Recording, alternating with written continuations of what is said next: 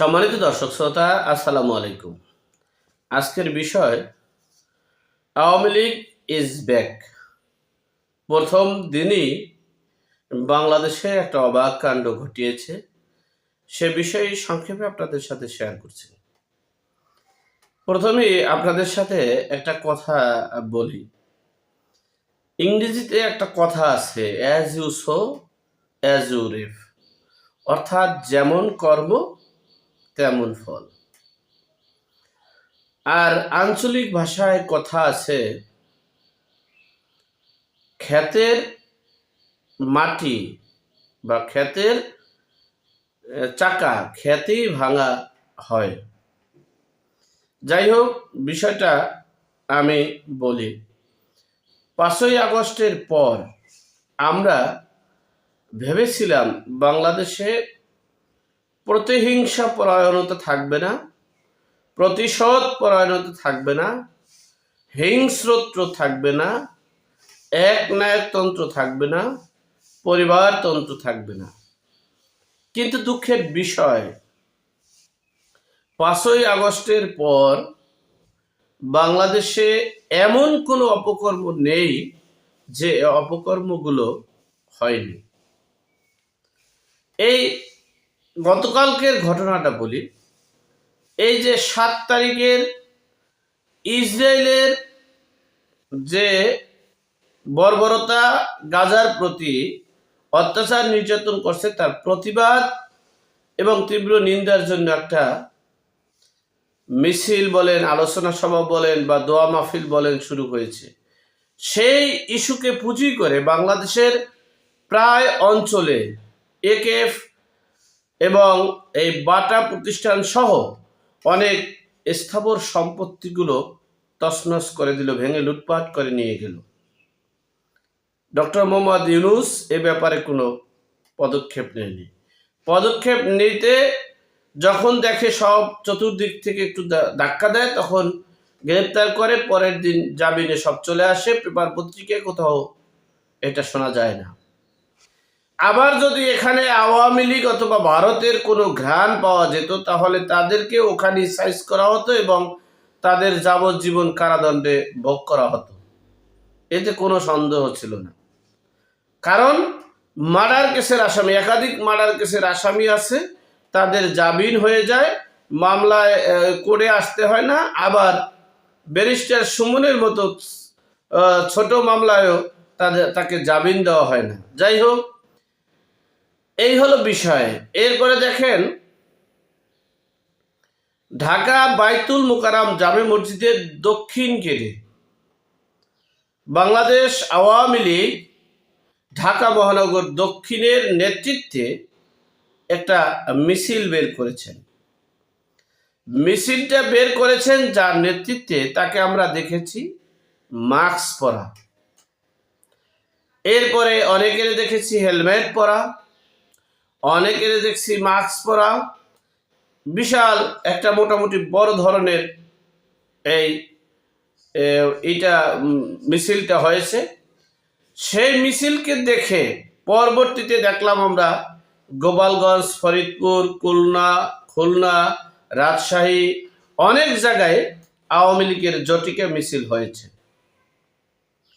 কিন্তু এই ঢাকা এই বাইতুল মোকাররম মসজিদের দক্ষিণ গেট দিয়ে মিছিল করে বঙ্গবন্ধু এভিনিউ এই আওয়ামী লীগের কেন্দ্রীয় কার্যালয় পর্যন্ত আসছে এবং সেখানে তারা মিছিল করে যার যার মতো করে চলে গিয়েছে। এবং সেখানে তারা একটা বিবৃতি দিয়েছে। এই ঢাকা মহানগর দক্ষিণের সাবেক সফল সাধারণ সম্পাদক এই শাহ আলম মুরাদ সাহেব, তিনি ছিলেন মাস্ক পরা এই মিছিলের সামনে। এই মিছিলটা দেখে বিএনপি একটু হাসি তামাশা করেছে। কারণ আমরা দেখেছি গত 15 বছরে আওয়ামী লীগের আমলে বিএনপি মিছিল করছে, মানে ঘোষণা দেশে মিছিলের আসে নাই, একটা সভা এক জায়গায় পথসভা করে চলে আসছে। তখন আবার আওয়ামী লীগের সাধারণ সম্পাদক ওবায়দুল কাদের বলেছেন, ফখরুল সাহেব কোথায় আছেন, আসেন না কেন, মাঠে থাকেন না কেন, ঈদের পর আন্দোলন, কোরবানির পর আন্দোলন, আন্দোলনই বলে যাবেন কিন্তু করবেন না।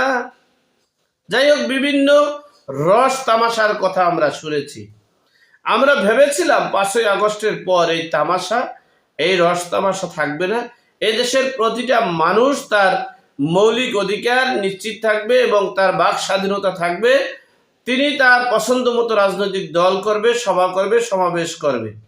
কিন্তু দুঃখের বিষয়, আওয়ামী লীগ সহ বাংলাদেশের 30টি নিবন্ধিত রাজনৈতিক দলগুলো কোনো মিছিল, কোনো মিটিং, কোনো সভা সমাবেশ, কোনো অফিস আদালত খুলতে পারছে না।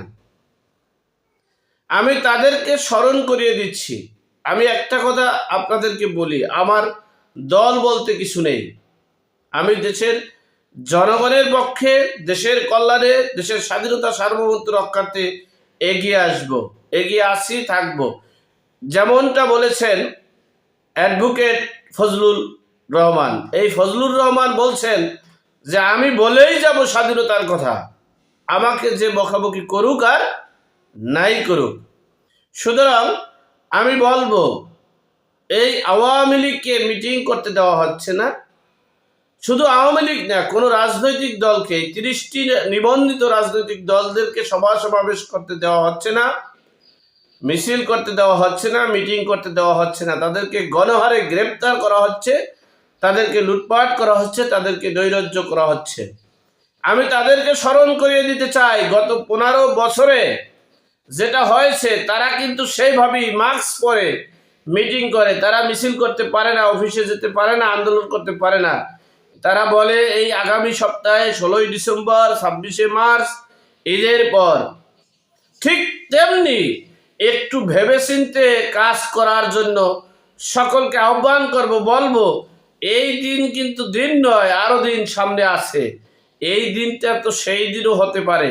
সুতরাং আমরা বলবো, বেশি প্রতিশোধ পরায়ণ হইয়েন না। প্রতিশোধ পরায়ণ হইলে দেশের একটা সর্ববৃহৎ রাজনৈতিক দল, যেই দলের নেতৃত্বে এই দেশকে স্বাধীন করা হয়েছে, এই দেশের লাল সবুজের পতাকা পাওয়া হয়েছে, এই দেশের মানুষের অধিকার আদায় করা হয়েছে। সুতরাং আমি সে দল করি বা না করি, আমার সে দলের নেতা নেতৃত্বকে আমার পছন্দ নাই হতে পারে, এটাই স্বাভাবিক। আমি বলেছি, গত 24 সালে যে কয়জন এমপি আছে, সকল এমপিদেরকে তলব করে অর্থ সব কিছু সরকারি কোষাগারে জমা নেওয়ার জন্য বলছি, এবং প্রকৃত ডেভিলদেরকে এই গ্রেপ্তার করে আইনের আওতায় আনতে বলছি, তারা যেন আর জনগণের সাথে প্রতারণা করতে না পারে।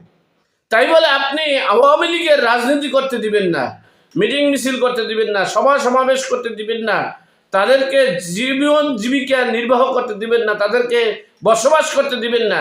এটা পৃথিবীর কোনো ইতিহাসে নেই।